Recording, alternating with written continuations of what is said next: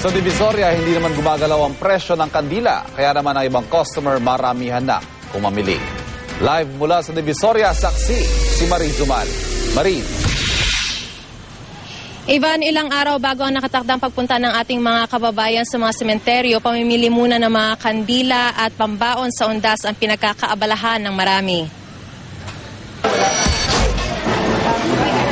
Maramihan na akong mamili ng kandila ang mga customers sa tindahan ito sa Divisoria. Mas mura raw kasi rito bukod pa sa iba't ibang klase ng kandila ang binibenta. Mahirap makipagsabayan sa maraming tao.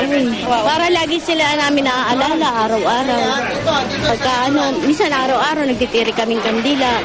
Ang karaniwang kandila o esperma mabibili ng 25 hanggang 47 pesos ang isang pack.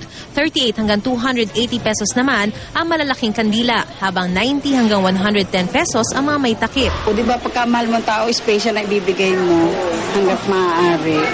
Hindi ka naman mahal mo siya, hindi ka naman bibigay ng maliit. Patok naman sa tindahang ito ang mga may disenyong anghel na kada piraso ang bentahan. Para sa mga bata, yung mga anak niya may namatay na baby pa lang, ito'y nilalagay. Para daw maganda. Cute siya. Kada piraso rin ang benta ng ilang malagulamang kandila. Gayon din itong may iba't ibang hugis. Per box naman ang benta sa gel wax at mga kandilang may disenyong prutas, bulaklak pati Biblia. Kami nagkikater lang kami sa mga parang request ng mga tao. Aabot naman sa mahigit 3,000 ang pinakamahal na higanteng dragon candle na patok sa mga Chinese. Meron ding joss stick na pang-wish ng mga Chinese para sa kaluluwa ng yumao. Kasi ang daw, surety daw to eh. At saka yung biyanan ko, Chinese. Yung sabi po kasi yung dragon sa Chinese daw. Anong importance? Walang pumpasa ng mga bad spirits, ganun.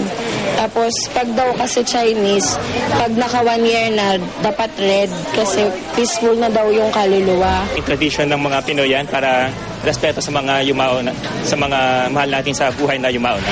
Sa isang palengke di kalayuan dito, may mga natsyempohan na kaming namimili ng karneng lulutuing pambaon sa undas. Mas maigi na raw ito kaysa bumili sa sementeryo para mas makatipid.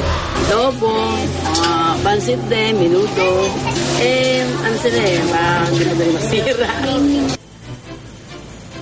Ivan, marami man yung mga namimili, hindi naman daw magtataas ng presyo yung mga nagbebenta nito kahit pa malapit na ang undas. At live mula rito sa Divisoria sa Maynila, ako si Mariz Umali, ang inyong saksi.